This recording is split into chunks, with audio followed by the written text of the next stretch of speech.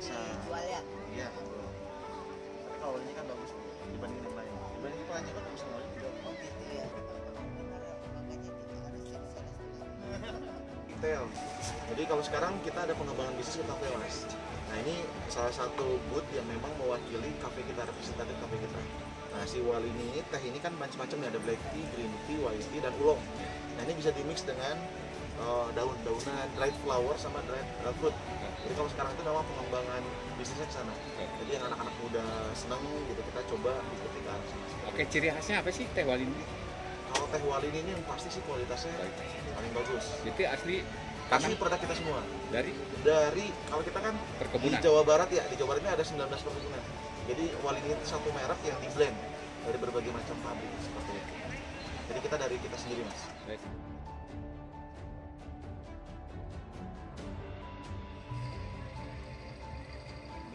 Bupati Cianjur dengan didampingi oleh Direktur PTPN 8 Didik Prasetyo menyambut kedatangan Menteri BUMN Erick Thohir. Kedatangan Menteri BUMN Erick Thohir dalam rangka pelepasan ekspor perdana teh Walini ke negara tujuan Kanada. Pelepasan ekspor perdana sebanyak 2 kontainer atau seberat 60 ton secara simbolis ke negara Kanada dilaksanakan di Perkebunan Gede Cianjur dengan disaksikan oleh Bupati Cianjur Haji Herman Suherman.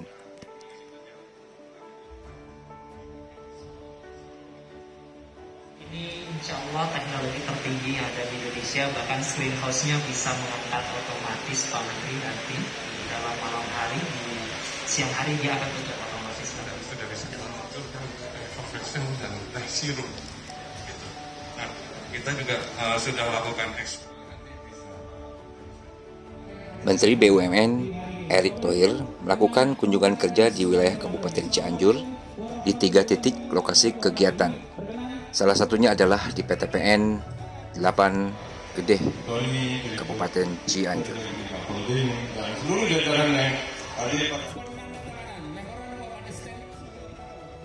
Menteri BUMN Erick Thohir juga menyaksikan penandatangan MOU antara PTPN 8 dengan pengusaha kecil di Kabupaten Cianjur dengan bertajuk Program Pemberdayaan Masyarakat melalui Kemitraan Usaha dengan PTPN 8 Gede Cianjur.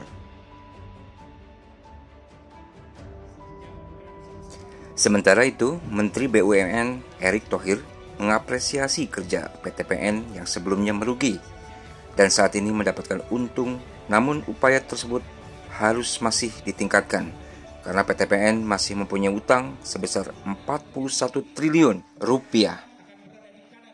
Menteri Erick optimis penyehatan di manajemen PTPN berkontribusi dengan baik. Wabarakatuh.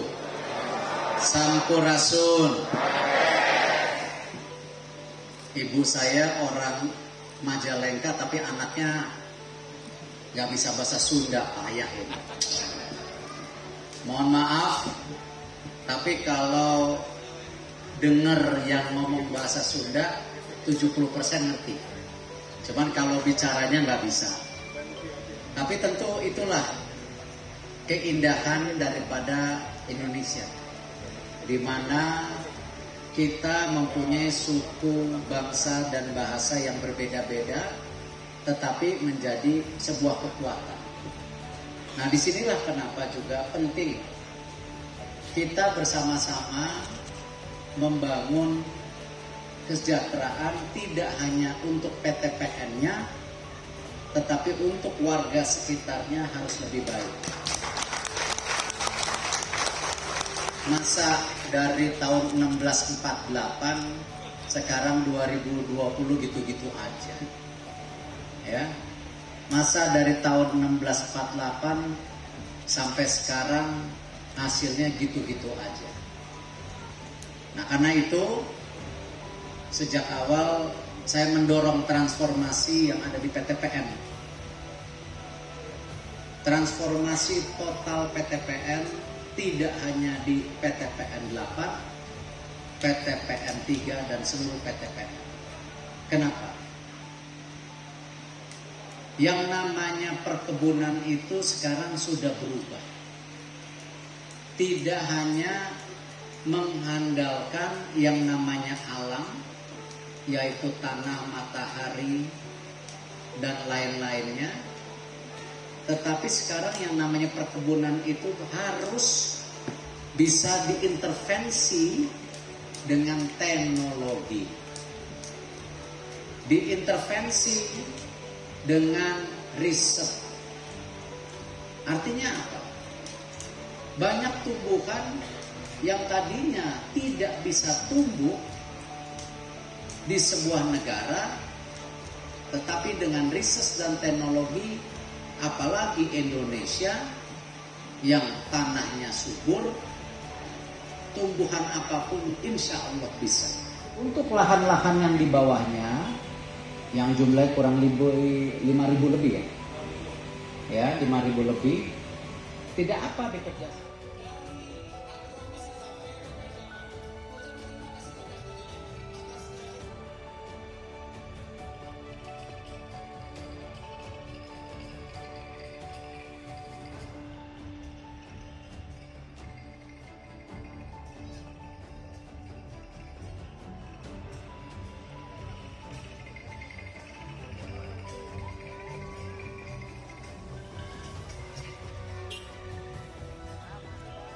Menurut penuturan dari Direktur PTPN 8 Didik Prasetyo, ekspor teh Walini ke negara tujuan hanyalah baru mencapai 30%.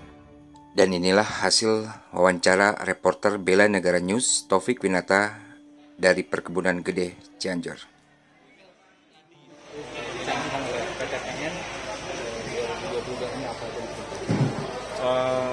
Untuk PTPN 8 tentunya untuk rencana strategis ini harus inline dengan transformasi yang dijalankan oleh PTPN 3 Holding. Oleh karena itu, salah satu yang bisa kita jalankan strateginya adalah yang pertama, karena kita mempunyai dan mengelola 3 komoditi, yakni sawit, karet, dan teh. Untuk sawit kita akan kolaborasikan dengan PTPN 3. Kemudian untuk karet yang sebagian besar ada di daerah Subang, Garut, dan Sukabumi, itu akan kita konversikan. Kalau nanti kita kaji ya, akan kita konversikan menjadi tanaman tebu atau sawit. Nah, untuk teh sendiri, sebagaimana saya jelaskan tadi, untuk dataran tinggi ini karena masih profit, teh kita yang dataran tinggi ini profitabilitasnya masih cukup baik. Itu akan kita pertahankan. Dan tentunya kita akan bikin unit yang akan kita jadikan sebagai kebun model. Gitu. Jadi semua best practice kita lakukan di situ. Nah, untuk yang tanaman teh yang dataran sedang dan rendah, ini juga kita optimal. Namun kita akan combine dengan tanaman yang lebih bernilai bagus atau agrowisata. Jadi kita bisa lakukan sendiri atau kita bisa bermitra, berkolaborasi dengan mitra atau investor. Kemudian yang ketiga, terkait dengan industri teh kita ini, saya akan mengedepankan industri hilir teh kita. Industri hilir teh kita ini nanti akan kita jadikan sebagai lokomotif, termasuk agrowisata sebagai revenue enhancement, salah satu transformasi EBITDA yang dicanangkan oleh PTPN 3. Itu. Untuk teh yang diekspor sendiri?